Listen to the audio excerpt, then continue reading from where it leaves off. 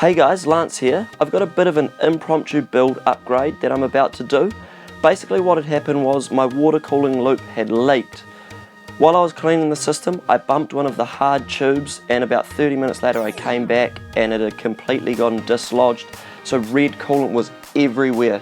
So I've cleaned everything up, all the components are working, but I thought I would take the time to do a few upgrades, a colour scheme change, and also a few things I didn't like about the initial build I thought I would rectify as well. So I've got some new parts over here that you can see, so I'll run through those parts in a second, but you may notice at the moment I'm using the system with just the stock Intel cooler and my Radeon RX 480. Now my two GTX 970s do still work, but I didn't want to take the time to take the water blocks off and put new thermal paste on with the stock coolers. Now regarding the new parts for this little upgrade, you guys have probably already noticed that I've got two GTX 980 Ti's. And you're probably wondering, why 980 Ti's when the 1080 Ti is just released? And the reason for that is I wasn't actually planning on upgrading my graphics cards with this little update. But when looking online, I actually came across these two 980 Ti's with the EK water blocks already installed and backplates, and they were a really good price. So I went ahead and bought those. They're Gigabyte G1 gaming cards and they are second hand, but like I said, I got them for a really good price and I think they'll be a decent upgrade over two GTX 970s, but I'll see how I go. Along with that, I've also got this here, which is a reservoir tube from EK water blocks. It is bigger than the existing tube I've already got. That's purely aesthetic, but I thought it would also fill out the case a bit more and look a bit tidier. I've also got a 240mm rad from XSPC to replace the 360mm rad in the top of the case. I also bought this deep cool fan hub so I can control the two radiators worth of fans independently. So I can have this for the front three and the one that's part of the case for the top two, and possibly the rear single fan. I'll see how I decide to set that up later on. Some new thermal paste from Deep Cool for the CPU, of course, because I've had to change the cooler. Some new PETG tubing from EK water blocks. Some white sleeved cables. So I did mention that I wanted to do a colour change. Now there will still be red elements in here, and I'm not too sure how those are going to look, but I will be replacing that red cable there. There is still red on the motherboard and also my memory, of course. I'll see what it looks like when it's done. The red may look horrible with the black and white. I've also got some white pastel coolant from Mayhems. Now, like I said, I want to go with a black and white theme now, so I thought I'd go with that from Mayhems and see what their coolant is like. And because I got given so much shit about it in my previous build logs, I've gone out and bought this XSPC cut and bend kit for hard tubing, so I can get those perfect 90-degree angles with this little bend tool, which I'll show you guys myself using. And a new tube, and it's also got a hard tubing cutter tool and a deburring tool in there as well. So I'll show you guys all of those up close while I'm doing some of my bends, but let's get to building. There's a couple of problems I've run into during the planning of this. Now if we take a look, the 980 Ti is a lot longer than the GTX 970, so this is going to need to move across this way or to somewhere else. And also, a lot of people were saying on the initial build that I could mount the fans on the top inside the roof. However, there isn't actually enough room up here between the top of the case and the roof or lid that goes on top to actually fit a 25mm thick fan, so that is not going to work. And one last thing, people may remember from my previous build that I had to cut a hole in the bottom of the case there. So one thing I'm going to do will be to rectify that, will be to move the front radiator up, and the fittings will come out a little bit higher, which is why I needed the 240mm radiator, which will sit back here a bit further rather than coming all the way across.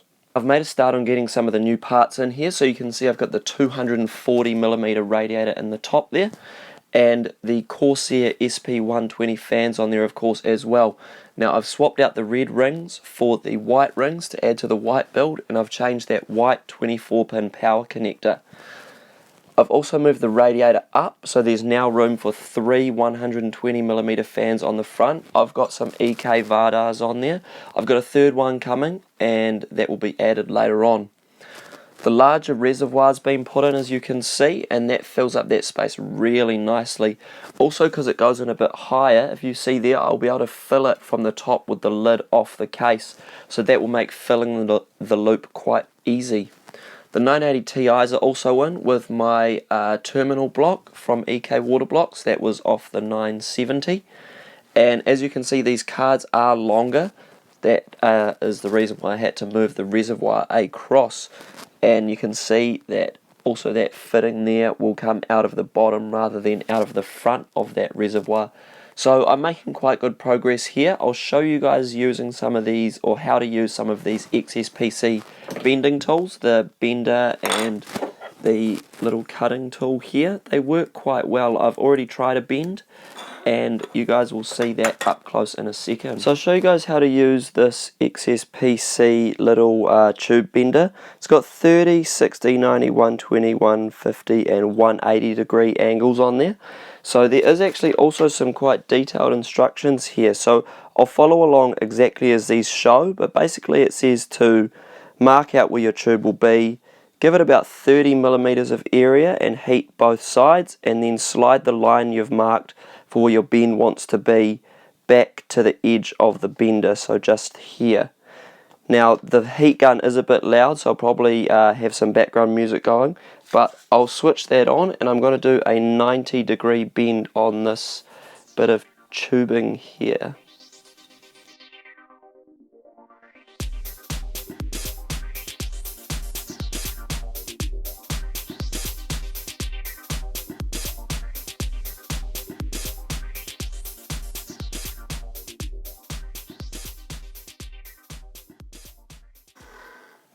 And there we have a nice 90-degree bend.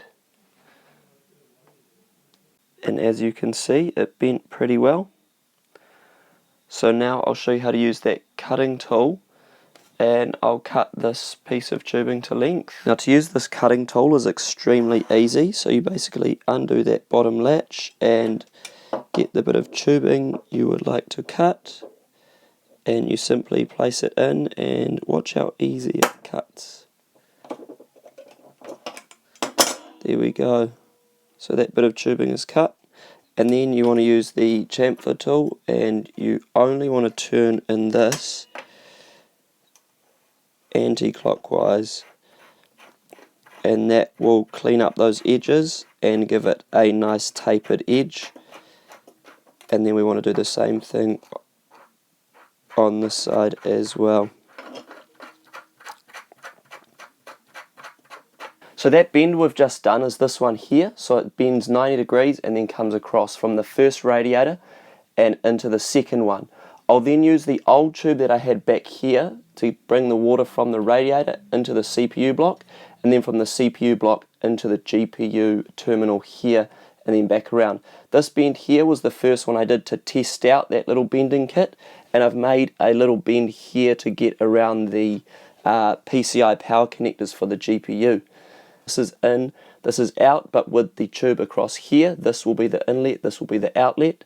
Now I can already start to see that the red and white clashes a little bit, but I'll see how it all looks once there's a lot of white in there with all the coolant and everything else as well. It's been all day, but I've finally got all the bends and tubing done. Now it's just a matter of filling the loop and making sure it doesn't leak, and then I'll be leaving it overnight to make sure that it doesn't drip or anything like that over time.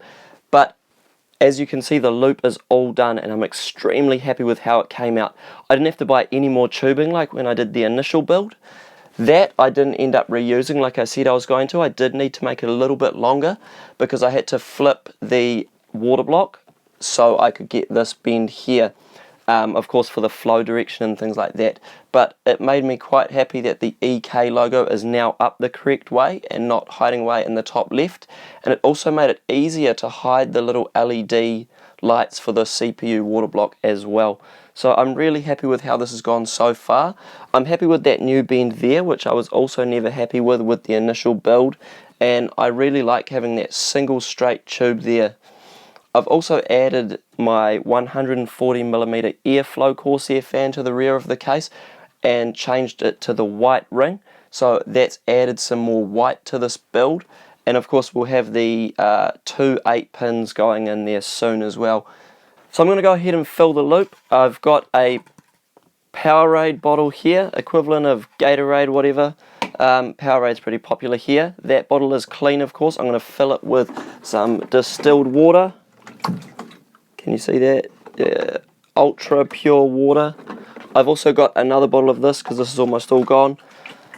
And then I'm going to fill the system. Now that will help make sure there's no leaks or drips or anything in the loop, but it will also help clean out that new radiator to make sure that that doesn't have anything in it. I probably will leave this for an hour or two. It's Saturday night, it's pretty late, but probably after an hour or two, if it's fine, I'll probably just boot up the PC, play some games, get it warm and make sure it's not going to leak with a bit of temperature running through it. And I'll probably see you guys in a couple of days when I'm ready to add the coolant.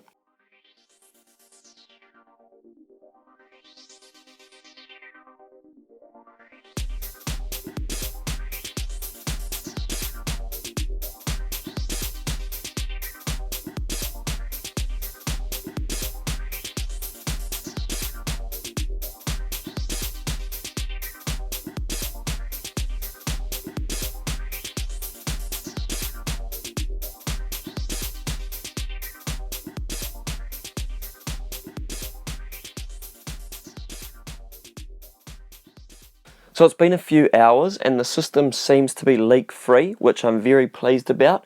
However, I've made one big mistake. Now this terminal block here is a serial terminal block, which means that this cannot be used for an inlet or an outlet.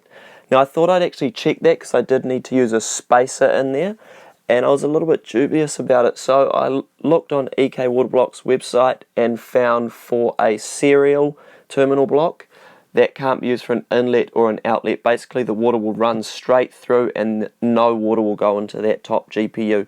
So I'm glad I hadn't booted the system before I realized, but I will need to drain this and I'll need to make a new bin that will come into here instead of that left one.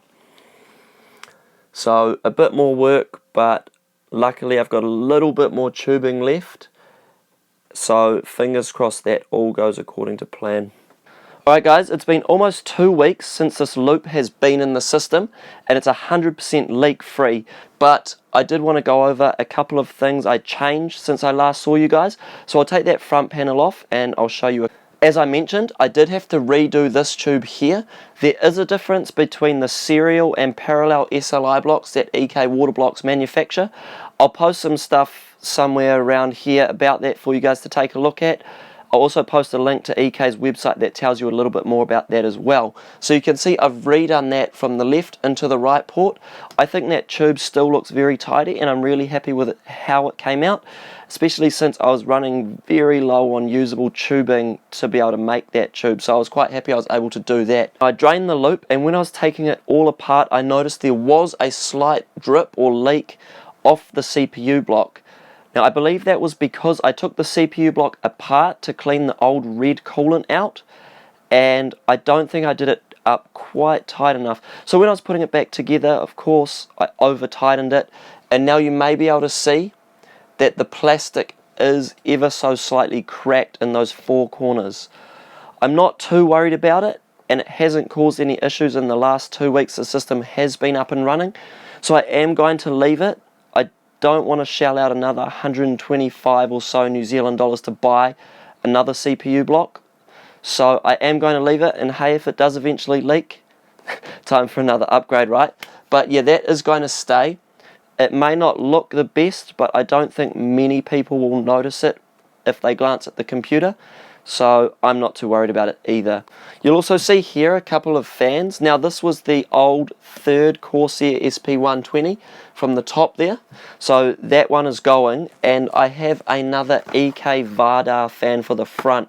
Now I currently only have 2 120mm fans in the front, so the new Vardar, which I was waiting on for about a week, has arrived, so that will also be going in the front. With the taller reservoir, it makes it a lot easier to simply sit the funnel in the top here with the top of the case off and pour the coolant directly in there. So I guess that reservoir is a bit of function and form when I initially intended it purely for looks and filling out more of the case area. I'm down here on the floor and I've got the front off the case. Here is the new fan, which is going to fit nicely right here.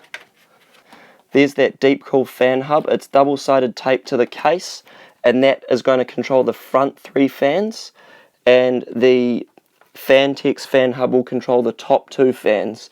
So that is how I wanted it. The fans can now be controlled independently based on their location. I've got a jug of what looks to be milk here. Now that is actually the Mayhems Ice White Pastel coolant mixed with distilled water. So 250 mils of this and 750 mils of distilled water. Now that is what is going to be going in here. You may see my funnel up top here. I'll show you guys later if you can't. But you may also notice that this tube and this tube still have water in them. Now I was having a lot of trouble draining those. When I drained it previously to change this tube, I didn't have as much trouble as this, and I wonder if it was because there was a slight leak here and I was taking them off anyway. So I believe it's because air can get in here when I open the drain tap on the back, but I realized a slight flaw with that drain system when I was draining the distilled water just before. Now what I noticed is if I blow through the tube that I put into my drain fitting, air comes straight out here, and then it got me thinking there's direct airflow through the drain tube into the pump and up into the reservoir. So there's no air able to come in and replace the water in these tubes.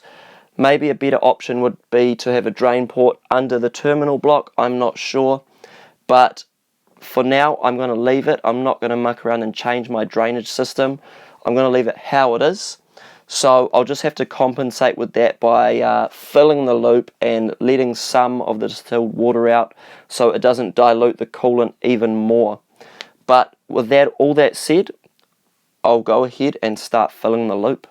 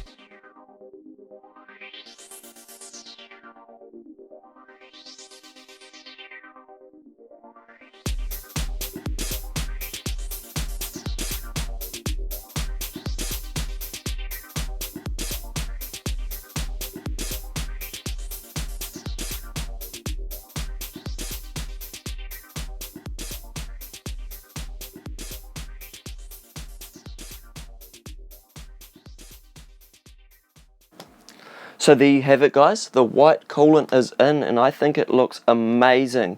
Now there are still a few red elements in there. You can see that red memory there and the red behind the Ranger on that heatsink on the motherboard, but everything else is basically hidden. You may also notice I turned the red LEDs off on the motherboard, mostly because that was distracting from the white and adding more red, but I am really happy with how it came out. I'm glad that the red memory doesn't overpower everything.